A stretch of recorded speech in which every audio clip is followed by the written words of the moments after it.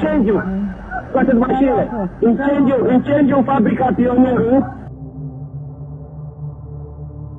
Unde? Pe ce stradă? Strada Tăbăcarilor 7, incendiu în fabrica Pionierul. Tăbăcarilor 7, fabrica Pionierul. Explodează, da. Rămâne vă la telefon, e cineva blocat acolo, știți? Nu-mi dau seama, vezi că e foc. Alo, pompierii. Deci sunt oameni înăuntru, nu știu câte au ieșit. Domnule, spuneți unde arde? Înăuntru există un club. Există un club, într-unul dintre cluburile din fabrica Pionierul. A luat foc o izolație din cauza... Persoane rănite, domnule, spuneți-mi, sunt persoane rănite acolo? Da, acum ard niște oameni. Ard niște oameni? Am înțeles că am trimis acolo. Da, e cu renis. Este cu renis.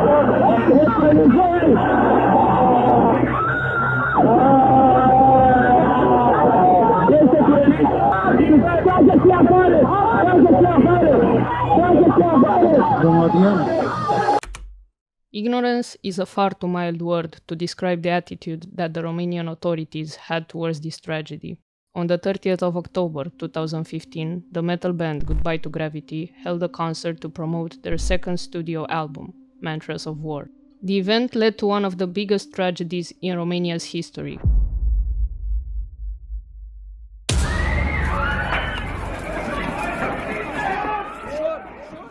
A deadly nightclub fire that killed 64 people and left a big scar in the collective mind. The public system had a lot of problems, hidden from the population's eyes, and in that night everything was revealed, from the incompetence of the fire department to the lack of resources in the medical field. Goodbye to Gravity's album release concert managed to gather approximately 300 people in the Colectiv club. After half an hour of performing, a set of fireworks hit the isolation foam on the ceiling. Mulțumim foarte mult că ați venit alături de noi în această seară. A luat foc aici ceva. Asta nu era un plan.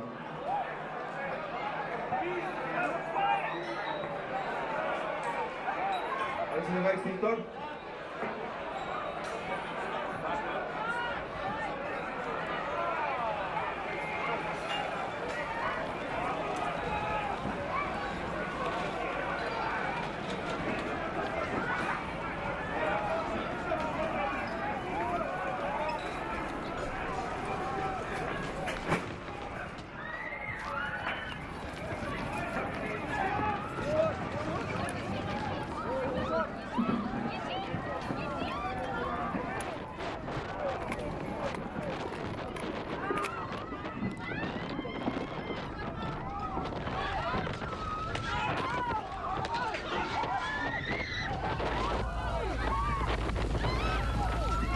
Initially, people weren't concerned, but the fire spread in a matter of seconds.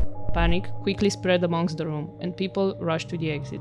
Unfortunately, there was a single door, and even worse, before the actual exit, a small stair was placed that led people to trip and fall on each other. A pile of humans was formed in the doorway that blocked everyone that was left inside, as the fire was burning right in their backs. Many victims sustained severe leg injuries after being trampled in the chaos. Tragically, not everyone managed to escape. The authorities eventually arrived after 10 minutes of waiting, but their preparation lacked, which had risen the death toll. Today, this national tragedy marks its 10th anniversary, and the things that changed are almost inexistent. Before I start talking about the actual event in detail, I want to talk about how the club managed to operate in such condition. As you could hear in the emergency call, the club was located in a factory called Pionierul in Bucharest, Romania. In the Soviet era, the country built many factories that were put out of use as democracy was settled. In many cases, the buildings were repurposed as cultural spaces or deposits. As the factories were isolated from any residential buildings and had no issue with noise at night, many club owners saw locations as such fit. There was one problem though. The room layouts were not designed to hold big events or masses of people, and the people that converted the spaces did not really pay attention to safety norms, as they were not obligated by law. Many conspiracies started after the fire, and many lies were spread in the public space, so the club's owners made a response video regarding the legal steps to open the club. A lot of people at that time believed that the club was operating illegally, as the owners declared a capacity of only 80 people. This was true, but the legal process of opening a bar in Romania is very ambiguous. To spare any unnecessary details, the club operated under an umbrella functioning code that included small bars, disco clubs, and restaurants. The mistaken small breach in the legal system was that if the operating space has under 200 square meters, a fire safety permit is not required. The club had an area of 420 square meters, which obligated them to get that permit. The District 4 City Hall did not require this, and the mayor at that time, Cristian Popescu Piedone, wrongfully signed their operation permit. This is a key detail in the investigation, because many people still believe that the authorities did nothing wrong and the people that allowed this tragedy to happen are still free and, even worse, are still in high positions. Doi angajați ai Inspectoratului pentru Situații de Urgență au fost reținuți în această seară de procurorii anticorupție. Cei doi sunt acuzați de abuz în serviciu pentru că au controlat clubul Colectiv, dar nu au luat nicio măsură. Mai mult, au ascuns acțiunea lor. A fost doar unul dintre pașii făcuți de instituțiile implicate în avizarea și funcționarea localului, pași care au dus la producerea unei tragedii. Fără aviz, clubul nu trebuia să primească autorizație de funcționare de la primărie. Fără aceste hârtii, poliția locală trebuia să-l închidă, dar nimeni nu a făcut nimic. Antonia Radu și George Matei sunt cei doi inspectori din cadrul Departamentului de Prevenire și Stingere a Incendiilor reținuți de procurorii DNA. Antonia Radu a negat permanent că a făcut controlul. Ea a recunoscut însă că a mers în fosta fabrică Pionierul. Prior to the concert, two fire department's officials came to inspect the club's condition and safety measures. This was later proven to be a lie, as the club owners stated that the officers even instructed the club's employees on how to react in an emergency situation. More on that, the fire department was noticed multiple times about the club's existence, which they denied after the fire, but again, that lie was debunked. On the night of the 23rd September 2015, the fire department's office received a notice on fax about another event organized by eMagic at the Pionierul factory. The event was approaching and was scheduled for the 25th and 26th September, so the organizer announced authorities and mentioned an estimate of 2,000 people attending. Officials did not care about this event. The club owners actually bought another club before renovations. Contrary to popular beliefs, they did not repurpose the space on their own, and the renovations were done by specialists. Fireworks and fire shows in the Colectiv club were not out of the ordinary. Prior to Goodbye to Gravity's concert, another band held a pyrotechnic moment on the Colectiv club's stage. In 2014, a metal band called Watain held an even bigger pyrotechnic show inside the Colectiv club. Fortunately, the event ended peacefully without any events. In advance of the Goodbye to Gravity concert, the band announced that they would be including customized lighting, pyrotechnic effects, and scenic elements brought in to give life to the science fiction artwork of the new album. The club's ceiling was covered after renovations in polyurethanic isolation foam, which is very flammable, as well as the two pillars placed in front of the stage. The pyrotechnics manager placed fireworks facing the pillars directly, not realizing they are pointing to the foam on the pillars. As stated before, the concert was held to promote Goodbye to Gravity's second studio album called Mantras of War. There was no entrance fee, and it was organized by the band's bassist Alexandru Pascu and an associate Adrian Urgino. They rented the club for the night and organized the light and pyrotechnic shows. On the 30th of October 2015, they managed to gather an approximate of 300 people to attend the album's release. Open doors that night were set at 9 p.m. and the actual concert started at about 10 p.m. One of the first songs was called The Day We Die, a thing that sparked a lot of conspiracies in the public space and even stigmatized the metal genre as satanic. One of the conspiracies was that the fire started during that song or after it, which is completely false. The actual fire started between other songs. During the show, Goodbye to Gravity performed the cover of an Iron Maiden song, The Evil Men That Do, and at the end, a set of fireworks was lit. The club's ceiling was supported by pillars, which were coated with a flammable soundproofing foam. Soon after the pyrotechnics began, the foam on one of the pillars was ignited. The singer announced, "Something caught fire here," not knowing that it would spread so fast. In that moment, someone tried to extinguish the flame with beer, without success. In the next moments, fire started growing, and you can hear the last announcement. Asta nu era un plan.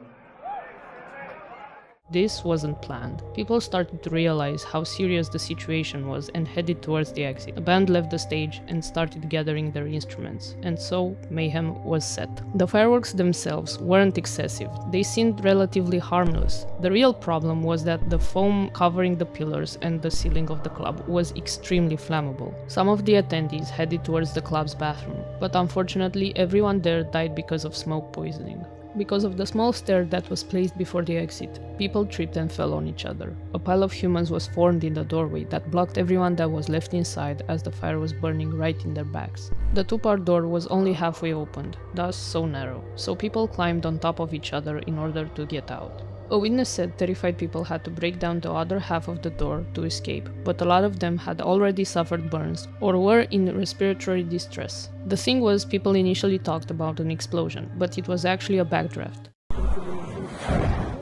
Oxygen was low in that room, but when the whole door was opened, it fueled the fire and caused an explosion. When looking at the footage of the event, things seem way slower than in reality.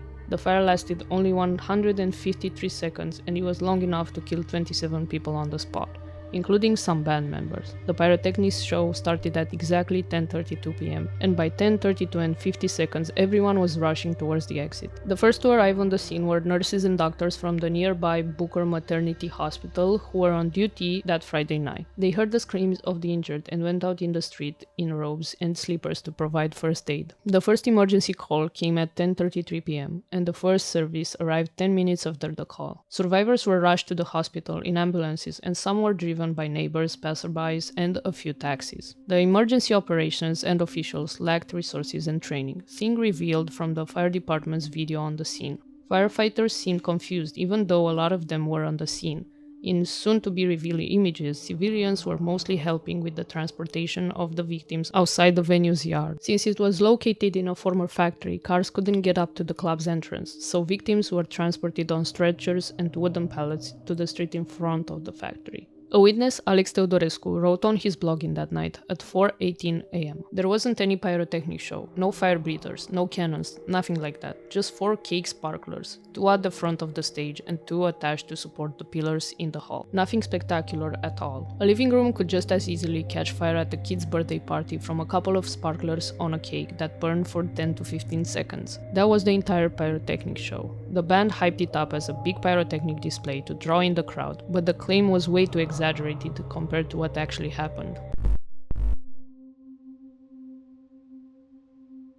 In the following day, the 31st of October, a Saturday, 17 of the 27 dead remain unidentified. Given that, most had no identity documents on them. By Sunday night, all the fatalities have been identified. However, 29 of the 146 hospitalized victims could not be identified due to the severity of their burns. 23 of the 27 dead have been identified, 14 men and 9 women. On the morning of the 1st of November, 3 more victims of the fire died, bringing the death toll to 30. Officials said that the death toll could double, as 80 to 90 people remained in very serious and critical condition. 2 more victims died the following days. On the 7th of November, 9 patients died, bringing the death toll to 41. By the 22nd of November, the death toll topped 60. Out of 39 injured transported to hospitals abroad, 12 died. On the 14th of March 2016, another victim died at Floreasca Emergency Hospital, raising the death toll to 64. The victim was the last treated in a Romanian hospital. At least 13 of the victims that died in hospitals were killed by bacteria, because the disinfectant used was diluted by the manufacturer to save money. 1 year and 9 months after the fire, on July 29, 2017, a Colectiv survivor died by suicide. His girlfriend died because of the fumes caused by the fire on 30th of October. The main singer of the band, Andrei Găluț, is the sole survivor of that night. The night of the event marks one of the biggest national tragedies Romania has ever seen, and news outlets were ready to spread the word about it. However, government officials and people working in the medical system tried to hide everything they could so that the people would not see the systemic corruption. First news covered horrific images, families desperate to find out where their loved ones ended up, or even worse, if they had died or not. On the 31st of October, the government decreed 3 days of national mourning, which was the first time in 15 years when 3 days of national mourning had been declared in Romania. Halloween concerts and parties scheduled for that evening were cancelled across the country, and a campaign of Facebook urging people to avoid clubs and bars that night, intended both to show respect to the victims as a form of protest against inadequate safety precautions in such establishments, garnered over 100,000 supporters. Authorities did not know where every collective casualty was placed. Hospitals in Bucharest were filled up with burned people, and almost none of them had the resources to treat them all. Every doctor and every nurse were called in, and everybody tried to help however they could. A lot of citizens went to donate blood that day. Romanians were in shock the day after. Every TV and radio station talked about this, yet nobody really knew what happened at that point. There were gaps everywhere. Initially, the news outlets were talking about an explosion. Afterwards, they even started spreading conspiracies, such as the band members were satanic cultists that wanted to die because of their song, The Day We Die. Things started to unravel in the next few days, and authorities started putting the pieces together. It turned out that most public spaces, even schools and hospitals, did not have a fire safety permit, and a tragedy such as this one could have occurred anywhere at any time. This made the population very mad and concerned for their own safety. Mayhem was fueled by everything: lack of resources in the medical field, systemic corruption, and lack of responsibility from the authorities. And so the protests started.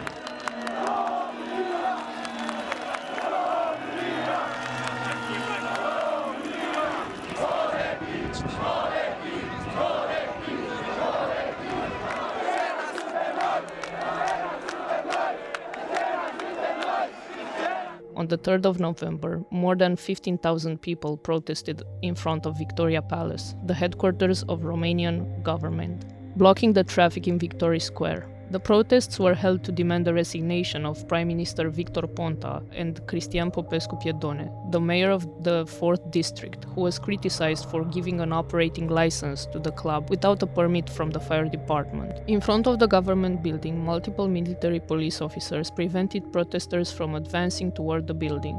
The protesters chanted "Shame on you" and "Assassins," carried by banners reading "Corruption kills." By 10 p.m. local time, between 28,000 and 30,000 people, some estimates had more than 35,000, protests were also held in Brașov, Ploiești, Buzău, and Iași. The president welcomed the street demonstrations and cautioned that such events cannot be ignored by the political class. On the 4th of November, the Ponta government resigned. "I hope the government's resignation will satisfy the people who came out in the streets," Ponta said in a statement. Protests continued for a second consecutive night despite Ponta's resignation, with about 35,000 people in Bucharest, 10,000 in Timișoara, 5,000 in Craiova, and 4,500 in Cluj-Napoca. On the 5th of November, around 12,000 people protested in Bucharest and 10,000 in other big cities. The next day, on the 6th of November, people kept protesting, although in fewer numbers, 6,000 in Bucharest and several thousands in other cities. The first few days after the incident revealed a lot of gaps in every public system in Romania, but the biggest one yet to be fully revealed was the medical system, which failed a lot of collective victims and doubled the death toll. On the 31st of October, the Minister of Health gave a public statement. "I want to assure you that everything that can be done in Germany, we also do here for everyone. And from that you can draw your own conclusions, alright? I don't believe that they have better care than we do here," which was a complete lie. The medical system was way too overwhelmed and understaffed. On the night of the incident, the medical system was not prepared to sustain that many injured. The specialized burn center did not have enough emergency equipment, such as ICU vents, and other hospitals needed to donate every piece of ICU equipment they had. While this was happening, media outlets were full of declarations about how stable the situation is, but the truth was another crisis was about to begin. The lack of resources was the smallest problem that the medical system was facing. Victims, after escaping from that terrific accident, were met with another death trial. The specialized burn center was roaming with bacteria due to low-quality disinfectant. This fact alone disappointed Romanian citizens the most, as they could have interpreted the whole event as an accident. Some careless owners did renovations wrong, and another careless band lit the ceiling with fireworks. But this part was clearly no accident. The lack of interest from authorities towards everything and corruption in every corner of the public system made everyone lose trust in authorities. Eventually, patients were transferred to hospitals in other European countries, but for some it was too late. On the 8th of November, 10 injured victims were transported by a NATO aircraft to clinics in the United Kingdom and Norway. Previously, two patients had been transferred to Vienna and 2 others to a hospital in Tel Aviv. Likewise, the day before, 16 victims have been transported to hospitals in the Netherlands and Belgium. 2 of them died in Rotterdam. An investigation of the fire was started by the prosecutor's office, attached to the High Court of Justice. At the scene, the case prosecutor said that a manslaughter investigation was in process. A representative of the company who worked on soundproofing the walls of Colectiv Club, Luxury Media, stated that the owners of the club had refused to buy fireproof sounding material due to high costs. The same representative said for DG24, painted with washable hung from the ceiling. A month and a half ago, they took it off in order to wash the sponge on the ceiling. It was full of smoke. It doesn't wash. I hope that they didn't wash it with a solvent.